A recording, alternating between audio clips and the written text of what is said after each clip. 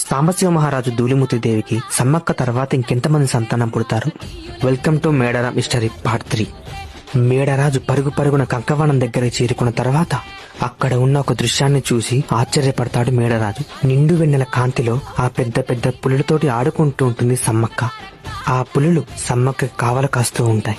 కొంతసేపటి తర్వాత ఆ పులులు అక్కడి నుండి వెళ్లిపోతాయి. అప్పుడు మేడరాజు ఆ పాప దగ్గరికి వెళ్తాడు.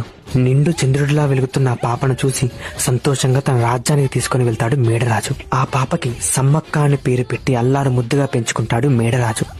ఒకవైపు సమ్మక్క పెరిగి పెద్దదవుతుండగా ఇంకోవైపు సాంబశివ మహారాజు ధూళిముతి దేవికి సమ్మక్క తర్వాత నాగులమ్మ పుడుతుంది. నాగులమ్మ తర్వాత వాళ్ళకి 4 కొడుకులు పుడతారు. మొదటి కొడుకు బాలకుమారుడు, రెండవ కొడుకు కాసాల నాయుడు, మూడవ కొడుకు పోతుమనేడి కర్ర, 4వ కొడుకు వనంపోతురాజు. మేడరాజుకు కూడా సమ్మక్క దొరికిన తర్వాత 3 కూతుర్లు పుడతారు. మొదటి బిడ్డ చెడాలమ్మ, రెండవ బిడ్డ రక్త కోమాలమ్మ, మూడవ బిడ్డ ముయ్యాలమ్మ. తర్వాత ఏం జరిగింది? మేడారం హిస్టరీ పార్ట్ 4 కోసం ఇప్పుడే మన పేజీని లైక్ చేసి ఫాలో కొట్టండి.